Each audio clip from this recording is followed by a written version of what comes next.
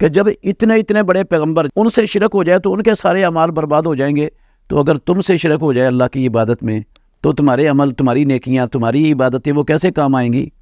اور شرک کا وجود ہی نہیں ہے امت میں، یہ بات ہی غلط ہے۔ شرک کے باوجود یہ سرٹیفکیٹ دیتے ہیں کہ تمہارا یہ شرک ہے ہی نہیں، تم اس کو شرک ہی نہ سمجھو اور ڈٹے رہو اس پر ساری زندگی، اور اسی پر تمہاری موت آنی چاہیے۔ جب رسول اللہ صلی اللہ علیہ وسلم کے عمل ضائع ہو سکتے ہیں جو اللہ کی مخلوق میں سب سے بڑے ہیں، جن سے بڑا رب کے بعد نہ پیدا ہوا ہے نہ قیامت تک پیدا ہوگا، تو تمہاری پھر کیا حیثیت ہے تمہارے اعمال کی اگر تمہارے عقیدے میں شرک آ گیا؟ اور ایک بندہ اٹھتا ہے وہ یہ کہتا ہے کہ شرک امت میں ممکن ہی نہیں، محمد رسول اللہ صلی اللہ علیہ وسلم کا کلمہ پڑھنے والوں میں، تو اس کی یہ بات قرآن مجید کے مقابلے میں کیسے مانی جائے گی؟ 100% غلط ہے یہ بات۔ اذان سے پہلے جو درود پڑھا جاتا ہے عام طور پر ہمارے معاشروں میں، اس میں پڑھتے ہیں والصلاۃ والسلام علیک یا نورا من نور اللہ۔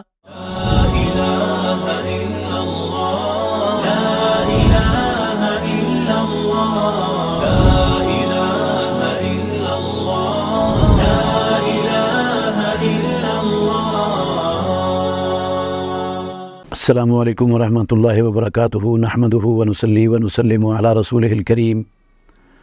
ہم اس بات پر کتاب اللہ کے دلائل سن رہے ہیں کہ امت مسلمہ شرک کا ارتکاب کر سکتی ہے، کلمہ پڑھنے کے باوجود ان کے عقیدے میں شرک کی ملاوٹ کا ہونا ممکن ہے، ہو سکتا ہے۔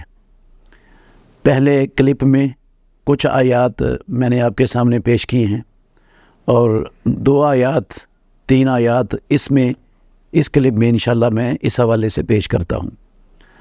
اللہ مالک الملک نے سب سے پہلے سورہ الانعام میں آیت نمبر 82 سے لے کر آیت نمبر 88 تک 18 اپنے جلیل القدر نبیوں، پیغمبروں اور رسولوں کا نام لیا ہے۔ ان کے آباء و اجداد، ان کی اولادیں اور ان کے بھائیوں کا تذکرہ کرنے کے بعد کہا وَلَوْ أَشْرَكُوا لَحَبِطَ عَنْهُمْ مَا كَانُوا يَعْمَلُونَ، اگر یہ لوگ اللہ کے جلیل القدر پیغمبر، نبی اور رسول یہ بھی اللہ رب العالمین کی عبادت میں کسی کو شریک ٹھہراتے تو ان سے جو کچھ ہو جاتا، جو کچھ انہوں نے عمل کیا تھا وہ سب کچھ باطل ہو جاتا۔ اللہ رب العالمین نے انبیاء کا نام لیا ہے، اس لیے نہیں کہ پروردگار کو خطرہ تھا کہ انبیاء سے شرک سرزد ہوگا۔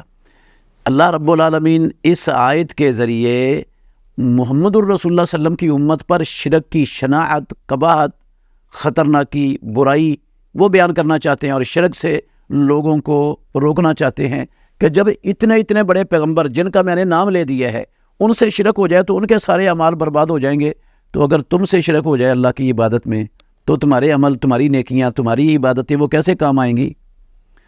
یہ تفسیر جو میں کر رہا ہوں یہ میری ذاتی تفسیر نہیں ہے، یہ میرا خیال نہیں ہے۔ بریلوی مکتبہ فکر کے ایک بہت بڑے عالم، مفسر، شارح حدیث، بہت سی کتابوں کے مؤلف مولانا غلام رسول سعیدی صاحب، انہوں نے لکھا ہے اپنی کتاب کے اندر تبیان القرآن، اس آیت کی تفسیر میں انہوں نے لکھا ہے کہ اس میں انبیاء علیہم الصلاۃ والسلام کی امتوں کے لیے تعریض ہے کہ جب انبیاء علیہم الصلاۃ والسلام کا عمل ضائع ہو جائے گا شرک کرنے سے تو تم کیا ہو، تمہاری حیثیت پھر کیا ہے؟ یہ تعریض ہے امتوں کے لیے۔ کیا مطلب ہے اس کا؟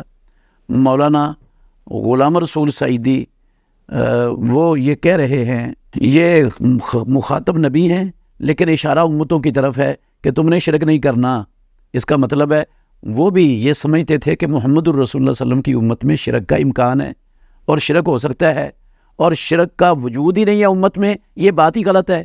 یہ تو مولانا غلام رسول سعیدی صاحب بھی تسلیم کرنے کے لیے تیار نہیں ہیں، اور کچھ اس لیے میں نے کہا تھا کچھ شیطان کے پیروکار لوگ وہ یہ بات کرتے ہیں، یہ سب لوگ یہ عقیدہ نہیں رکھتے، چند شیطان کے پیروکار ہیں جو یہ عقیدہ رکھ کر مسلمانوں کے اندر پھیلاتے ہیں اور مسلمانوں سے دشمنی کا ارتکاب کرتے ہیں کہ ان کو شرک کے باوجود یہ سرٹیفکیٹ دیتے ہیں کہ تمہارا یہ شرک ہے ہی نہیں، تم اس کو شرک ہی نہ سمجھو اور ڈٹے رہو اس پر ساری زندگی، اور اسی پر تمہاری موت آنی چاہیے۔ انا للہ و انا الیہ راجعون۔ اچھا، اسی طرح اللہ نے خاتم النبیین محمد الرسول सल्लल्लाहु अलैहि वसल्लम को मुखातब करके कहा, वलक़द ऊहिया इलैका व इलल्लज़ीना मिन क़ब्लिका लइन अशरकत लयहबतन्न अमलुका वलतकूनन्न मिनल ख़ासिरीन। ए मुहम्मद रसूलुल्लाह सल्लम, आपकी तरफ भी, आपसे पहले पैगम्बरों की तरफ भी वही की गई, अगर आपसे भी शिरक हो गया तो आपके सारे अमल बर्बाद हो जाएंगे और आप भी खसारा पाने वालों में से, ज़रूर भी ज़रूर खसारा पाने वालों में से हो जाओगे। तो इस पर मौलाना ग़ुलाम रसूल सईदी अपनी किताब तिबियानुल कुरान के अंदर इरशाद फरमाते हैं, गौर से सुने, इसमें भी उम्मत के लिए तारीज़ है। रसूलुल्लाह सल्लम को मुखातब करके कहा जा रहा है कि आपके अकीदे में शिरक आ गया तो आपके अमल बातिल हैं। ये उम्मत को तारीज़ की जा रही है कि जब रसूलुल्लाह सल्लम के अमल ज़ाया हो सकते हैं, जो अल्लाह की मखलूक में सबसे बड़े हैं, जिनसे बड़ा रब के बाद ना पैदा हुआ है ना क़यामत तक पैदा होगा, तो तुम्हारी फिर क्या हैसियत है तुम्हारे अमाल की, अगर तुम्हारे अकीदे में शिरक आ गया। तो मौलाना ग़ुलाम रसूल साहब इस आयत से भी ये तफसीर करते हुए समझते हैं कि मुसलमान वो हम उम्मत मोहम्मद रसूलुल्लाह सल्लम की उम्मत में शिरक के पाए जाने की जो है ना इम्कान है और मुमकिन है वो शिरक करें। अगर वो शिरक करेंगे अल्लाह की ज़ात में, सिफ़ात में, इख्तियारात में, हुकूक में, तो शिरक हो जाएगा। ये शिरक के वजूद की नफ़ी करती हैं ये कुरान मजीद की आयात भी। अल्लाह रब्बुल आलमीन अपने नबियों को मुखातब करके कभी ऐसी चीज़ से नहीं मना कर सकता जिसका वजूद ही मुमकिन ना हो, जिसका होना ही मुमकिन ना हो, जो मुकम्मल तौर पर ख़त्म हो चुका हो। अल्लाह रब्बुल आलमीन अपने नबियों को मुखातब करके उन चीज़ों से रोके जिसका वजूद ही ख़त्म हो गया, मुमकिन ही नहीं दुनिया में। तो ये बात गौर करने वाली है। ये 100% ये नज़रिया और अक़ीदा कुरान के ख़िलाफ़ है कि मुहम्मद रसूलुल्लाह सल्लम की उम्मत में शिरक का वजूद नहीं हो सकता, मुमकिन नहीं है। इसी तरह तीसरी आयत है, अल्लाह रब्बुल आलमीन ने सूरह यूसुफ के अंदर 106 नंबर आयत है फरमाया, वमा युमिनु अक्सरुहुम बिल्लाहि इल्ला वहुम मुशरिकून। और लोग अल्लाह की ज़मीन पर औलाद आदम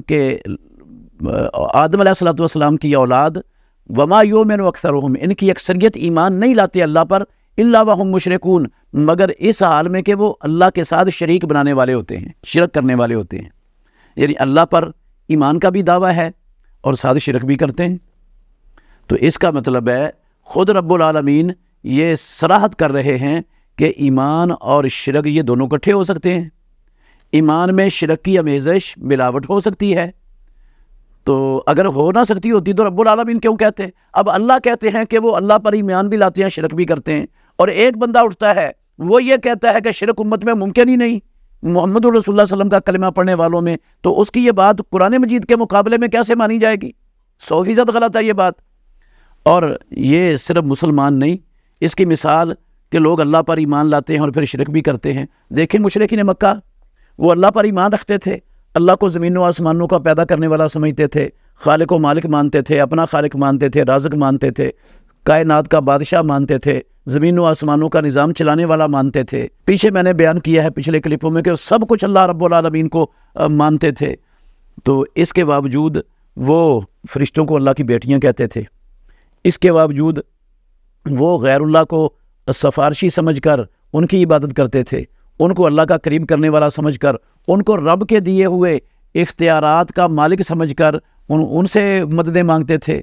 जिस तरह वो मुशरिकीन मक्का हज का तलबिया पढ़ते हुए कहते थे लब्बैक अल्लाहुम्मा लब्बैक, रसूलुल्लाह सल्लम कहते कद कद, रुक जाओ, यहीं रुक जाओ, लेकिन वो कहते इल्ला शरीकन हुवा लका तमलिकुहु वमा मलका, मगर वो शरीक है तेरा जिसको तूने अपना शरीक बना लिया है, तू उस शरीक का भी मालिक है और जो कुछ उसके पास है उसका भी तू मालिक है। ये लफ्ज़ वो कहते थे, वहुम यतूफूना बिल बैत, और वो बैतुल्लाह का तवाफ़ कर रहे होते थे। मुस्लिम शरीफ में 1185 नंबर हदीस पर आप ये तलबिया देख सकते हैं। वो ये समझते थे कि ये जो है ना ये भी अल्लाह रब्बुल आलमीन तक हमको पहुँचाते हैं और अल्लाह रब्बुल आलमीन ने इनको इख्तियारात दिए हुए हैं, ये रब के दिए हुए इख्तियारात से, अताई इख्तियारात से ये हमारे मसाइल हल करते हैं, हमारी मुश्किल कुशाई करते हैं, हाई तरवाई करते हैं, दस्तगीरी करते हैं। ये मुशरिकीन मक्का वो अल्लाह पर ईमान भी रखते थे, उसकी रबूबियत को भी तस्लीम करते थे और साथ गैरों की भी इबादत करते थे।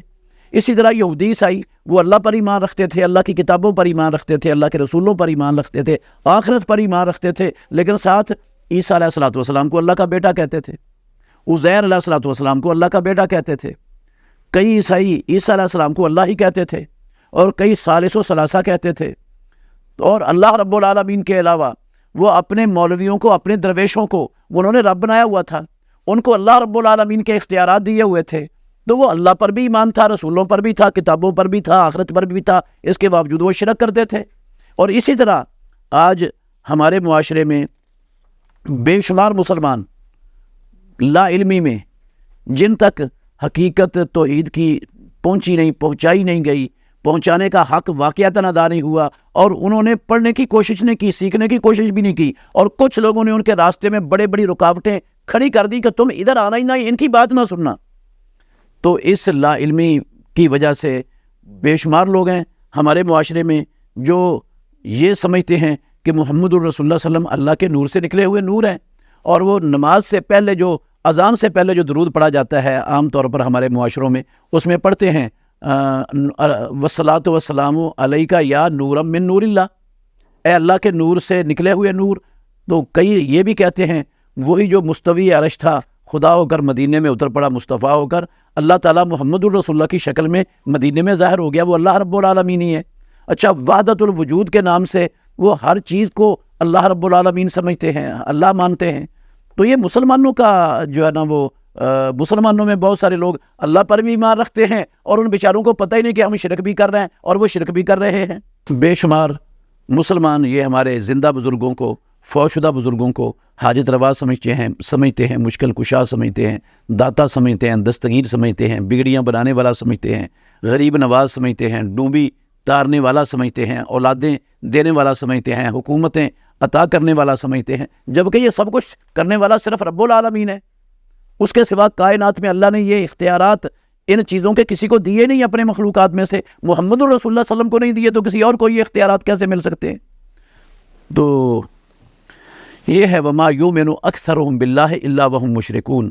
تو یہ نص ہے صریح قرآن مجید کی کہ ایمان کے اندر شرک کی ملاوٹ ہو سکتی ہے، شرک کی آمیزش ہو سکتی ہے.